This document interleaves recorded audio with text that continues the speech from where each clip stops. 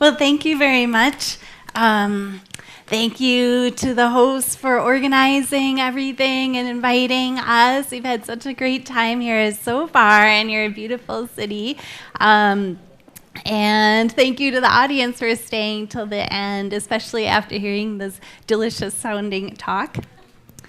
So today I'm going to go over an update on certain parts of the Banff 2017 criteria for rejection. So I'll go over a little bit of the history of the Bamf process. In the 1980s and the early 1990s, there was a need for kidney transplant pathology diagnostic consensus and grading for research purposes and also for therapeutic drug trials, as well as for regular diagnosis. There have been several proposed grading systems over the years, and the most commonly used now is the Bamf working schema, or by short, it's called Bamf. And this is named after the first meeting that occurred in beautiful Banff, Canada, pictured here. So in 1991, there was the first Banff consensus meeting, which was then published in 1993. Then this meeting happened every few years until the present. In 1999, endotheliolitis was, for acute cellular rejection, was determined to be a separate category of rejection. And in 2003, there was the addition of antibody-mediated rejection and incorporation of C4D staining to diagnose antibody-mediated rejection. And then in 2013, 10 years later, they decided to remove the requirement for C4D. But I'll get into these in more detail later. So the Banff 2017 meeting was in Barcelona, Spain in March 2017, and this was in conjunction with the Catalan Society of Transplantation. The main aim was to revisit the current diagnostic criteria for chronic T-cell mediated rejection, and in particular to clarify the significance of the IFTA lesion. The group also discussed molecular diagnosis of antibody-mediated rejection and changed some of the terminology of antibody-mediated rejection. And most of the work of the Banff group has been through ongoing activities of the specific working groups that are formed to address specific issues. So now I'll go over acute cellular rejection. This is due to alloreactive T cells against donor antigens. These could be HLA or non-HLA antigens. The targets may be tubules, glomeruli, capillaries, or the arterial endothelium. And in the Banff schema, there are 3 different types or grades. Type 1 is tubulointerstitial, where we have interstitial inflammation with tubulitis, certain criteria set by the Banff groups. And then borderline, also called suspicious for acute cellular rejection, has a similar appearance with interstitial inflammation and tubulitis, but just with the lower threshold.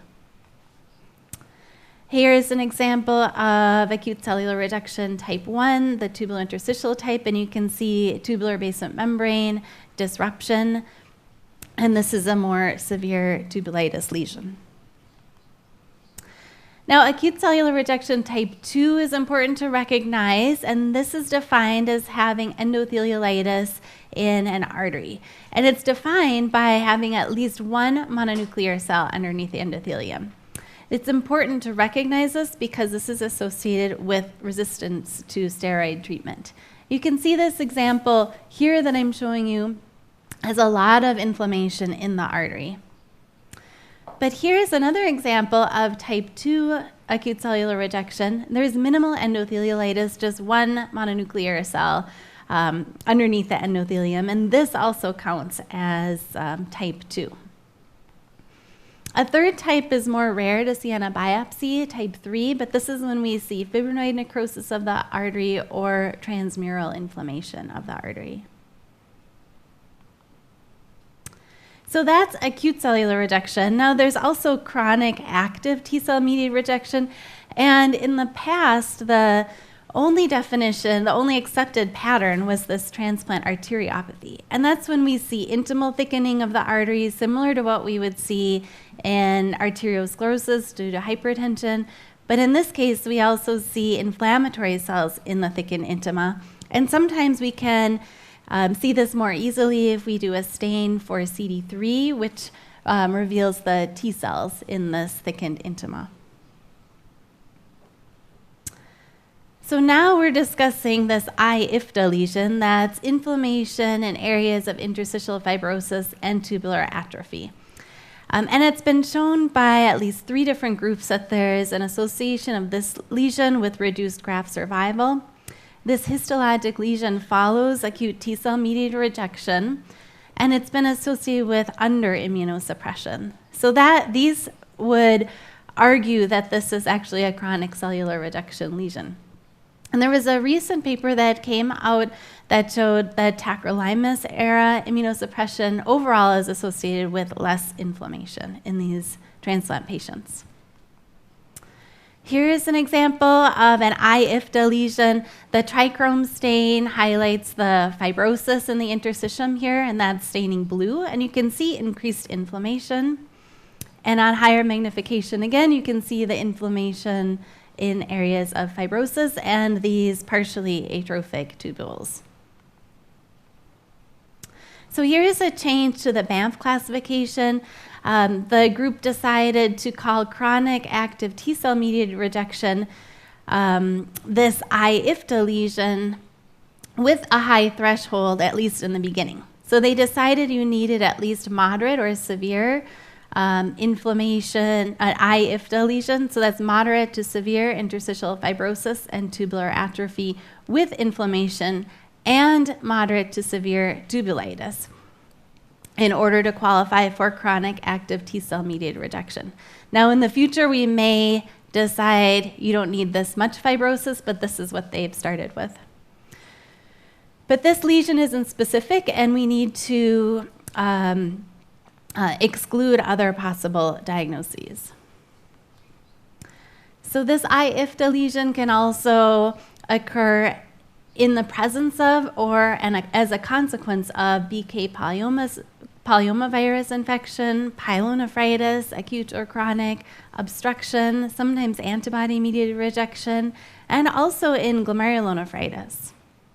So we need to exclude all these other potential causes before we can attribute this inflammation to rejection. So here's some future considerations to include in this classification. First, what is the significance if we see this I-IFTA lesion in combination with features of acute T-cell mediated rejection, such as endotheliolitis or inflammation and tubulitis, not in atrophic areas? And we have to notice that I think the authors who proposed this weren't quite aware of the consequences here, but the Bamf 2017 schema, the way it's written, does not allow for concurrent diagnosis of acute cellular rejection. Now, the other questions are to consider are how else to determine if the I-IFTA lesion is rejection versus another cause, such as infection or obstruction. Perhaps we could consider molecular markers, but this is one area where more studies would need to be done. And finally, what's the significance of borderline T-cell mediated rejection? Several people have proposed getting rid of this category overall and just calling everything rejection. So now I'll move on to antibody-mediated rejection. We recognize a wide range of clinical presentations and histologic patterns in antibody-mediated rejection, and this ranges from hyperacute rejection, which is rare now because we have much better testing for antibodies prior to transplant. This also includes acute antibody-mediated rejection, sometimes called active antibody-mediated rejection or acute humoral rejection, and also includes chronic antibody-mediated rejection, which usually happens after 1 year post-transplant. Here's an example of hyperacute rejection. This is that very aggressive form of antibody-mediated rejection that occurs immediately. You can see this is a graft nephrectomy. On the left, you can see that there's a lot of hemorrhage within the graft and edema. And histologically, again, you can see here all the hemorrhage and necrosis of this graft. But that's rare to see now. So now, acute antibody-mediated rejection is that patients are at higher risk early post-transplant, especially in patients who have preformed, which is pre-transplant donor-specific antibody. These patients generally present with acute renal failure and increased creatinine, oliguria sometimes, and this usually requires aggressive treatment. We recognize 3 different histologic patterns, sometimes called grades, although I don't care for the term grade. But the 3 histologic patterns are first, acute tubular injury with minimal inflammation, shown here on the left. In the middle, we recognize capillary inflammation, especially with neutrophils and sometimes thrombi. And the third pattern is fibrinoid necrosis of arteries. And with all of these, generally, C4D staining is positive diffusely. We can do staining for C4D by immunofluorescence or by immunoperoxidase. Both stains work fine to detect acute antibody-mediated rejection in the graft. And by electron microscopy, here I've shown a glomerulus on the left side in acute antibody-mediated rejection. You can see these very large endothelial cells in the glomerulus.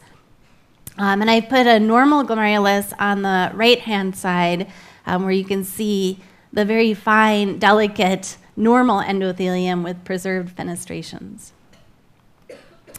And similarly, in peritubular capillaries, we can see these enlarged endothelial cells.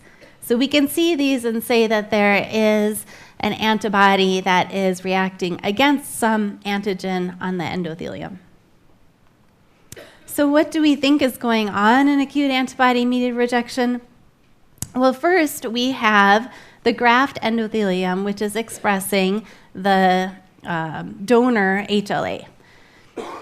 And the patient has circulating donor-specific antibody, which then reacts against the HLA molecule on the endothelium. This then activates the complement classical pathway. And as a result of that, we have C4D deposition at the site of complement activation. So that's at the graft endothelium. And this C4D is a marker we use, and it's active it stays positive for about 1 week after complement has been activated at that site. So it's a good marker of really recent antibody interaction with the endothelium. And then eventually this activates the whole complement cascade, and we get complement-mediated endothelial injury. So we did a study before and looked at the serum donor-specific antibody levels at the time of biopsy and found that they correlated with C4D staining, if it was positive or negative, and the severity of histologic changes in acute antibody-mediated rejection. So now, even if we have a patient early post-transplant who has high serum levels of donor-specific antibody, we can presume that there is graft injury and acute antibody-mediated rejection. So by the Bamf system for acute antibody-mediated rejection, we have required 3 criteria. One is histology, which is acute tissue injury that we can attribute to the antibody, such as acute tubular injury. Second is evidence of recent antibody interaction with endothelium, and that's usually C4D. And the third criterion is serum donor-specific antibody. Well, with the I mentioned more recent Bamf, the group had decided to remove the criteria for C4D positivity and instead use a histologic criterion of peritubular capillaritis or glomerulitis. So that is now considered evidence of antibody interaction with the endothelium. And the other change is, instead of serum donor-specific antibody, in 2017, the group decided that positive C4D staining is now evidence of donor-specific antibody. So you can see there are kind of overlapping features. You can count number 3 as number 2, and number 1 as number 2. So it's a little confusing here, but this is what the group had decided. And just be aware of the different overlapping criteria here. So there are some other histologic changes that are associated with alloantibody. One is peritubular capillaritis and glomerulitis. And this is when we see margination of mononuclear cells and sometimes neutrophils.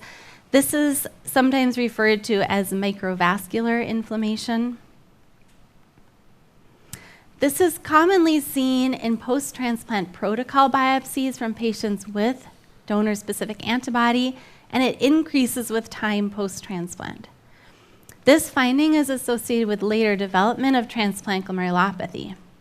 And it is, as I had just mentioned in the last slide, this is considered an active feature of antibody-mediated rejection in the Bamf schema. Sometimes this finding can be a little subtle, this peritubular capillaritis, so you have to look closely at these capillaries and see these marginated cells. If we do stains for CD68 and CD3, we can see these capillaries are filled with a mixture of CD68 positive monocytes and macrophages and CD3 positive T cells. So now I'll move on and talk about some chronic changes associated with alloantibody. Clinically, these patients have chronic renal failure. They can have proteinuria and hypertension. Or, on the other hand, the patients can have normal renal function and no proteinuria, and we just pick up these changes on a transplant protocol biopsy. So similar to acute antibody-mediated rejection, we have 3 criteria for chronic antibody-mediated rejection. Histology, we need chronic tissue injury that we can attribute to the antibody. Number 2, evidence of recent antibody interaction with the endothelium, and this is usually by C4D, but we can also count peritubular capillaritis and glomerulitis in this category. And the third is donor-specific antibody. So the histologic changes we see with the alloantibody is transplant glomerulopathy. That's the most well-defined feature. The second, we see best by electron microscopy, which is peritubular capillary basement membrane multilayering. And the third is this lesion transplant arteriopathy, which can be due to T-cell mediated rejection or also to antibody-mediated rejection. Transplant glomerulopathy is a pattern of glomerular injury with glomerular basement membrane duplication, and by definition, there are no immune complex deposits.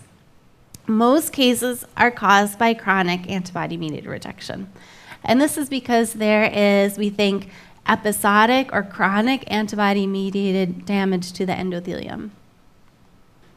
Transplant glomerulopathy, as I'm sure you all know, is a poor prognosis. There's a 50% graft loss at 5 years after the diagnosis of transplant glomerulopathy. And at the current time, we have no adequate treatment. So here we can see on a silver stain, glomerular basement membrane duplication in transplant glomerulopathy. And here is an example of not only glomerular basement membrane duplication, but you can see enlarged endothelial cells, and the arrow is pointing to an endothelial mitotic figure, and that just shows you that this really is an endothelial injury process. When the endothelium is injured, it repairs itself in part by laying down a new layer of basement membrane. Also, by electron microscopy here, you can see enlarged endothelial cells and glomerular basement membrane duplication. Here is an example of severe transplant glomerulopathy with just this tiny lumen in the center. And we see this basement membrane multilayering. And that's because of multiple episodes of endothelial injury and repair. Now, C40 staining in transplant glomerulopathy may be negative or focally positive or diffusely positive. We see C40 staining in only about 30 or 40% of transplant glomerulopathy that's due to chronic antibody-mediated rejection. Now, why is that? We have donor-specific antibody, we have interaction, and endothelial injury due to the antibody. Why might we have negative C40 staining? Well, it could be due to the serum donor-specific antibody concentration.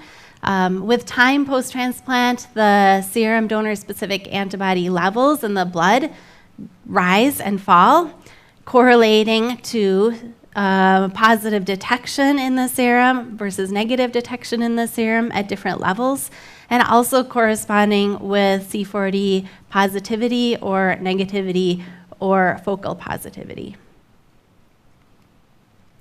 Now, we need to keep in mind that there are overlapping pathways to transplant glomerulopathy, as shown in this paper.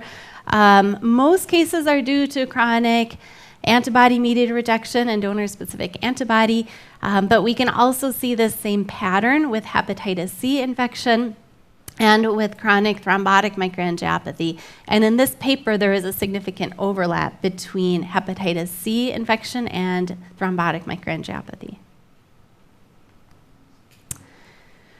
One thing that can help us make the diagnosis of antibody-mediated rejection is the presence of this peritubular capillary basement membrane multilayering. You can see, similar to transplant glomerulopathy, these endothelial and basement membrane injury patterns in peritubular capillaries.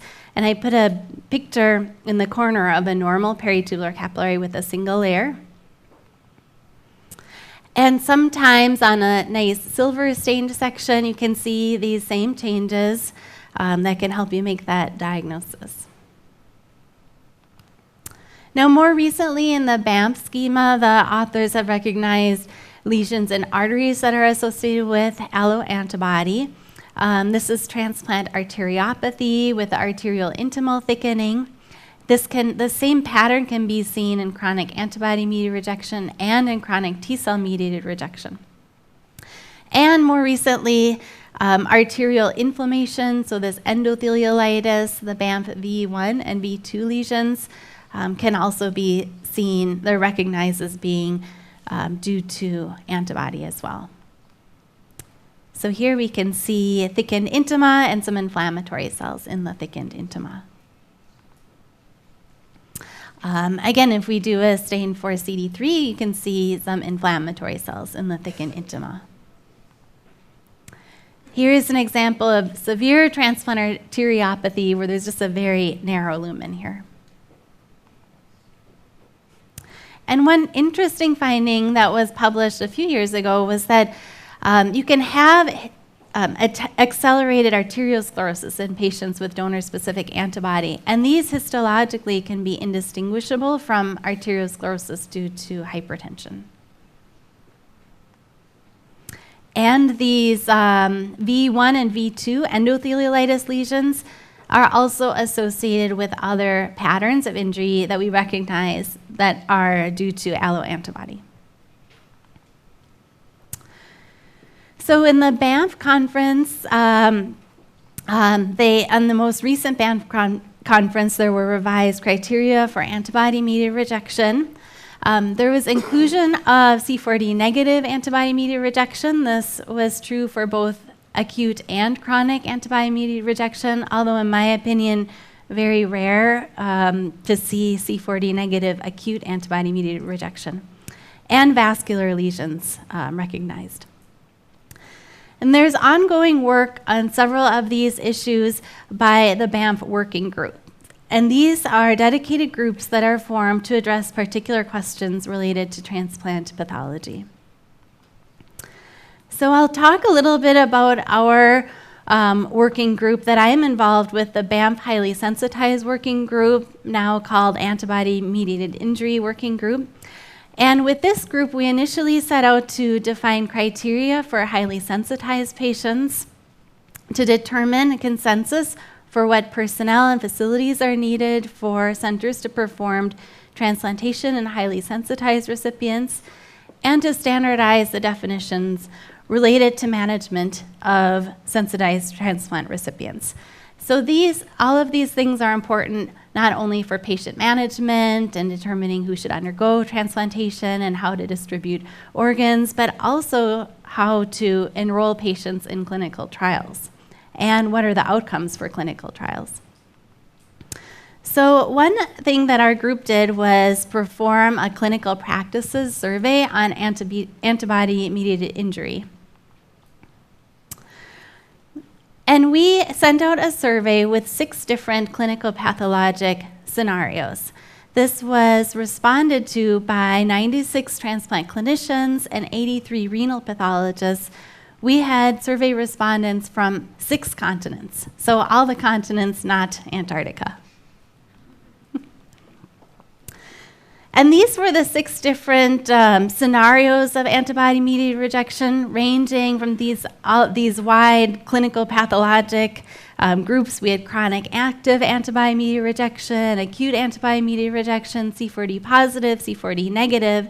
And you can see here the percent of cases where the respondent diagnosis was different based on the description from what the Bamf 2015 schema intended.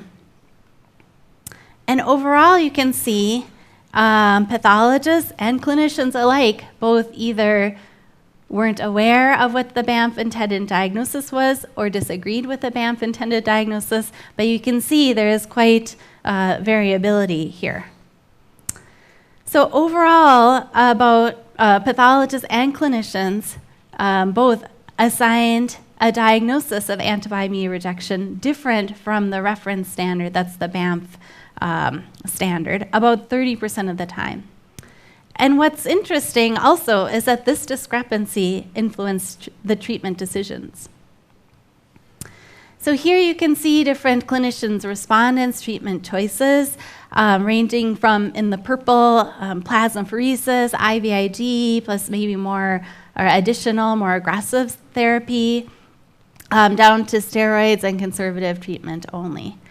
So it looks like C4d positivity had an influence on whether clinicians decided to treat more aggressively or less aggressively, but it was quite variable depending on what the assigned diagnosis was. Keep in mind there's no established therapy for any one of these particular groups. So the conclusions from this survey were that the term acute and acute active antibody-mediated rejection is confusing to clinicians. And so in 2017, we removed this term acute, and now it's called active antibody-mediated rejection. I don't know if that was the right decision, but that's what they decided to do. Also, we found that clinicians often fail to recognize chronic elements of antibody-mediated rejection, for example, transplant glomerulopathy. And clinicians were more likely to consider a diagnosis of chronic antibody-mediated rejection if the C4d was negative. So even if we had none of these histologic patterns that I described, transplant glomerulopathy, or even interstitial fibrosis or tubular atrophy, if the C4d was negative, the clinicians were more likely to consider that chronic antibody-mediated rejection. So now we're starting to send out a follow-up survey in 2019, and this is to address some of the issues that arose from this previous survey. So please participate. If you're interested, you can email me. Here's my email address, so I'll have it at the end too.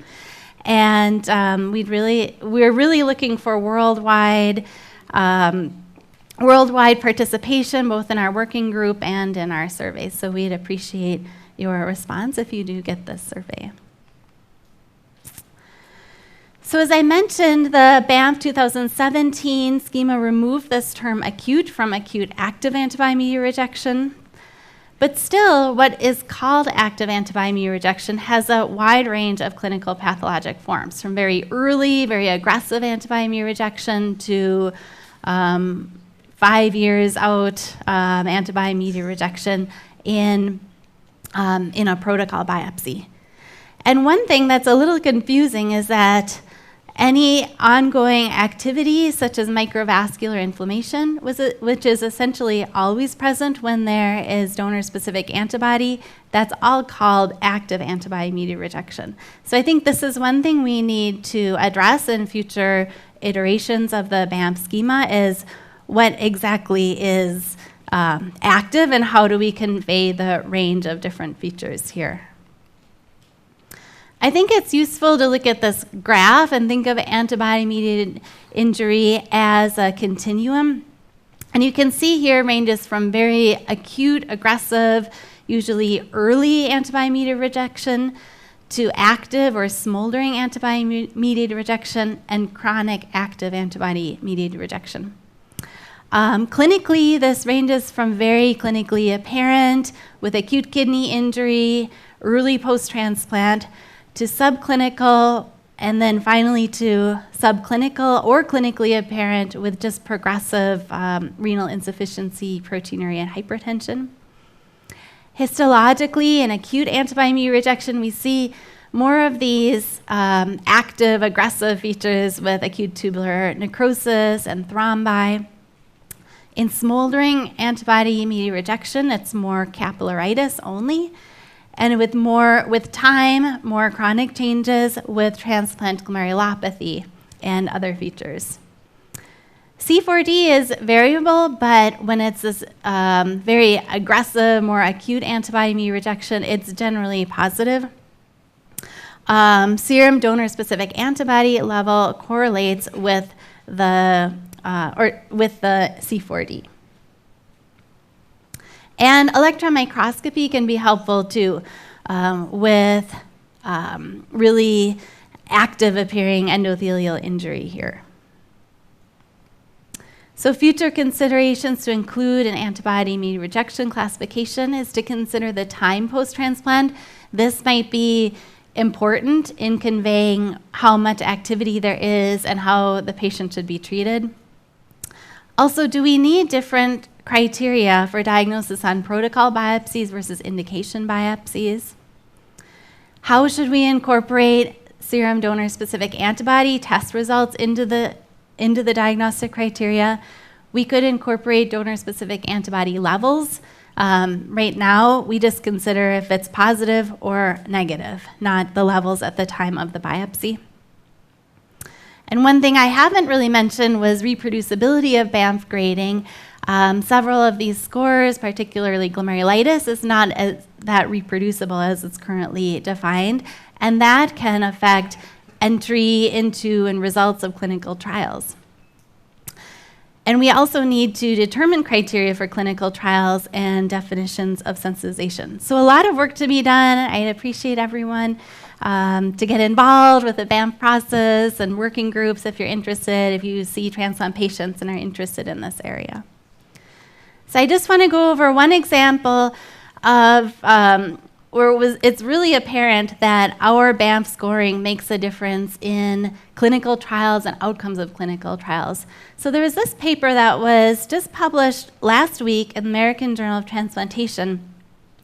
It was an industry-sponsored study of eculizumab, which is an anti-complement C5 drug.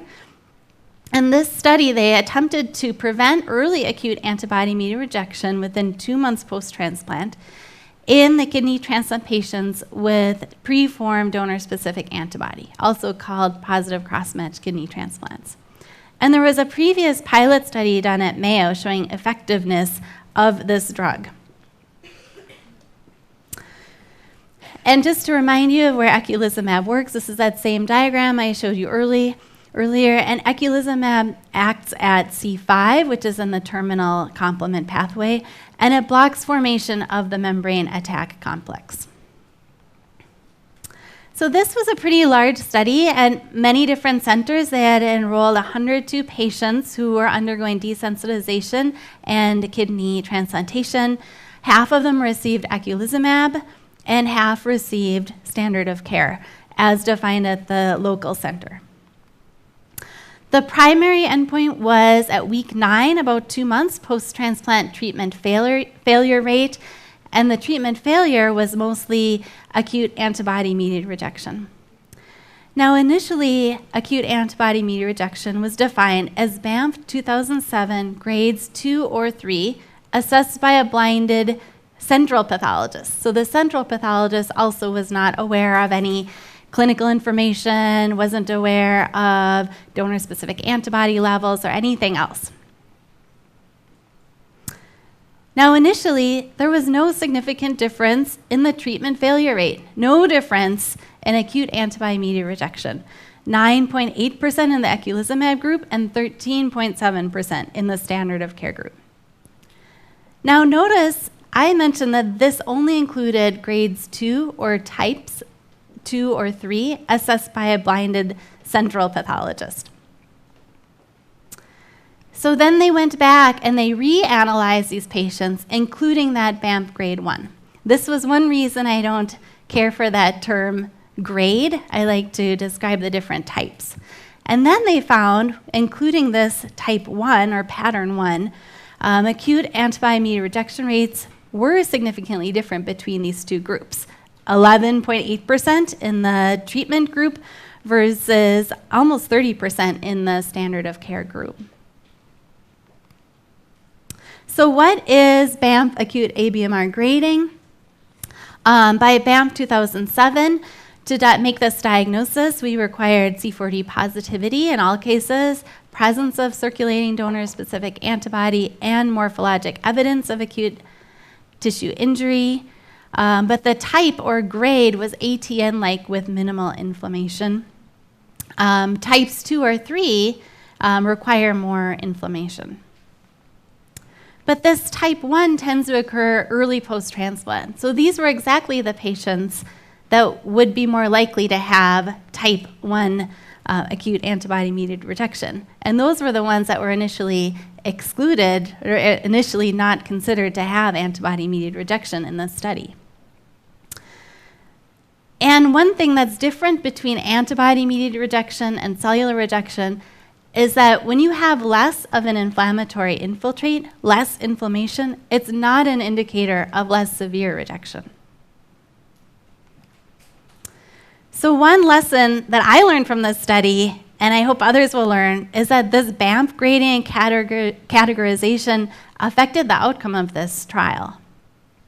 So we really need to be careful how we're designing studies, and also what are we calling rejection, and how do we define rejection? So there's a new Bamf working group called Bamf Rules and Dissemination that I want you to be aware of. And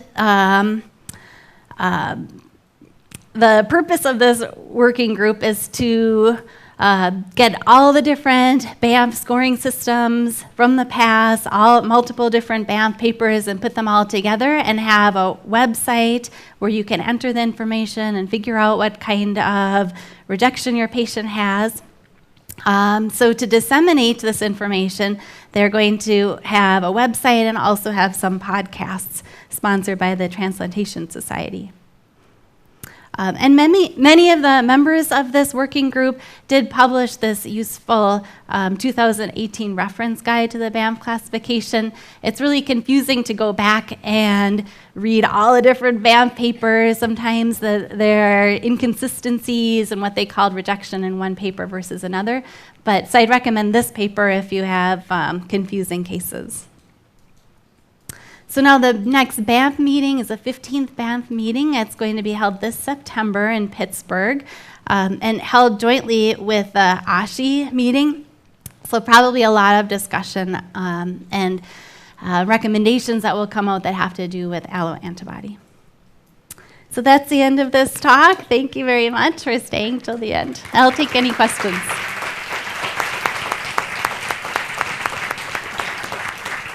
¿En English or Spanish? Bien, ¿hay alguna pregunta de la sala? Yes, I think it's one there.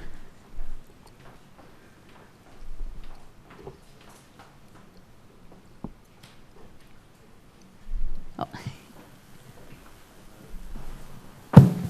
Lynn, we have, was very nice. We had this discussion before, but and I agree and what you said, that the term active, as a clinician, when pathologists tell me active, I have no idea what that means. I don't know if that means that they know that it's going to be progressive, which they don't, or that I should treat.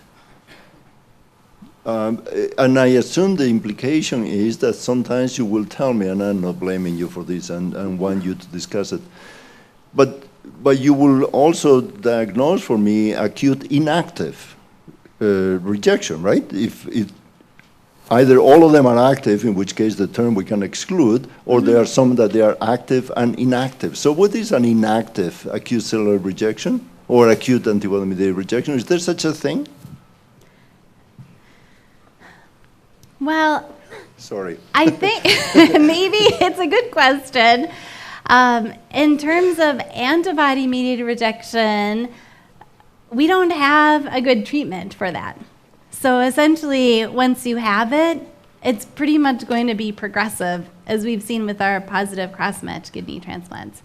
Now, if there is an effective treatment, suppose there's a clinical trial and there's a new drug that comes out, works great for this, you know, we could tell, for example, endothelial activation by electron microscopy. Or maybe there would be a stain, immunostain we could use to say how reactive your endothelial cells are.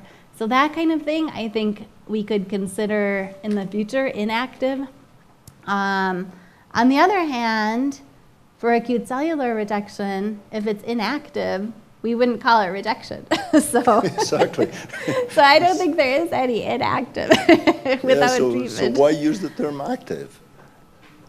See what I mean? I mean, and incidentally, I really want to dispel the thought that we don't have treatment for acute antibody-mediated rejection or for antibody-mediated rejection. More we do. for chronic antibody-mediated rejection. Yeah, no, and certainly I agree with you completely that once you have, which also goes to the, I don't know, and Danielle, you were in Barcelona, of course, you organized the meeting, so I welcome your input on this.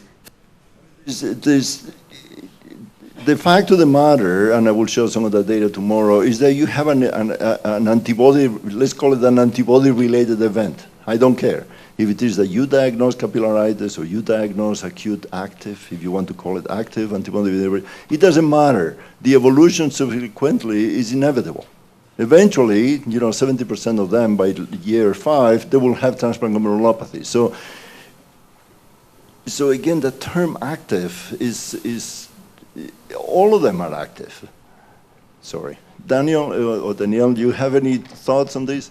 Well, I have some thoughts, but I'm not sure whether they are completely right. But for example, for the clinicians, when we make decisions, acute meant rapid deterioration of renal function, and then you do a biopsy and you see inflammatory lesions and so on, as you have explained. The point, I think, or the attempt to clarify the terms, that is always difficult, because now understanding all these terms and going through it's I think a little bit difficult. I think that the idea was that it is evidence that there are many patients that in protocol biopsy studies they show lesions of what we called before acute, and now but they are not acute because the patient is not deteriorating, so that there is active inflammation there, as it is in patients with what the clinicians called before acute, in the sense that this was an acute deterioration of renal function. So that it took me some time to think about this, but this makes sense to me. I don't know whether you agree that this was the intention with this active and taking out the term acute in order not to be confused when you were studying protocol biopsies, when you were studying indication biopsies? Mm-hmm. Well, I think one thing is that we'd see, as you mentioned, the same histologic lesion on a 4-month or 1-year protocol biopsy that you might see 1 month post-transplant when the patient had elevated creatinine. It was a clinically indicated biopsy. So if you see the same histologic lesion, wouldn't you call it the same thing? Well, I don't think we should. Most of renal pathology is a clinical pathologic diagnosis. It's not just this histologic pattern equals this. But I think that if you see a lot of protocol biopsies from patients with these preformed donor-specific antibodies, then you kind of get used to seeing these patterns. But yeah, I'm not sure how to reconcile that difference. It's difficult because there is another point that we have some evidence when we treat acute active, now it's called active. There is response to treatment, partial response usually, but creatinine in many patients returns to normal or to the previous levels or close to the previous levels. We have, I think we do not know, when we see active rejection during the first year in protocol biopsies, whether we should treat or not. The lesions look very alike. And for example, the experience, as far as I know, with regard to treatment of this condition is much less than treatment of indication biopsies with the acute deterioration of renal function. I think that the French group was treating these patients with 1 year protocol biopsies showing signs of active antibody-mediated rejection, but there are no comparisons to see whether this treatment, it's just a big experience, but we do not know more, I think. But I think that the use of the term active, I understand the reason. It's just to define what is the histological lesion that can be seen in at least 2 different contexts: stable function or rapidly deteriorating renal function, I think. Mm-hmm. Yeah, and I think that there was a consensus that we were, by calling all lesions acute, or now active, by calling them acute, we were over-treating or making the clinicians over-treat patients who maybe didn't need such aggressive treatment, the way we would treat an early, more aggressive antibody-mediated rejection. The fact of the matter, though, although initially whether they're active or they have an elevated creatinine or not, if you look at all those patients 5 years later, they all look the same. They all had transplant glomerulopathy or capillaritis, chronic capillaritis. If they kept their grafts that long. if they kept the graft. So, I mean, we find actually, and we include on specific treatments, those people that on protocol biopsies, and we discussed 1-2 weeks ago, I believe. Now, on protocol biopsies, they have a completely stable creatinine, and by pathology, Dr. Alexander, I believe, diagnosed with a beautiful acute, sorry, I didn't use acute, active antibody-mediated rejection. Well, that patient has a terrible prognosis. So I don't care if the creatinine is not elevated at that point, so I think it's justifiable to treat to prevent chronic antibody-mediated rejection. But of course, that's pure speculative. I mean, the patient was included on a study to test that hypothesis, whether we can prevent. But these are all active and these are all progressive lesions. So, sorry, I'm hanging up on the active term because it makes no sense to me pathologically. But that's the way it is. Incidentally, though, that is a critical point, though, that applies not only for transplant pathology, but applies to all renal pathology, right? Anytime that we do a biopsy on anybody, and we have somebody with an FSGS or MPGN or one thing or another, we really are asking that question, is this an active lesion that I should be treating? Right? Because if it is all scar tissue and one thing or another, we probably decide, nah, I'm not going to treat that. So that's one of the questions that we always ask when we do a biopsy. Is this a, quote, active lesion that is going to progress that may respond to therapy? But of course, it's a goal that looking at the biopsy, we cannot tell, most of the time whether this is a progressive lesion or is not a progressive lesion. I wish you guys could tell, but not yet. Maybe the digital. Yes. Will tell us all about it. We need more markers about this ongoing endothelial injury. Thank you. I think we'll agree, no? Yes, we better. Is there any last question or? Okay then. So thank you very much. Thank you.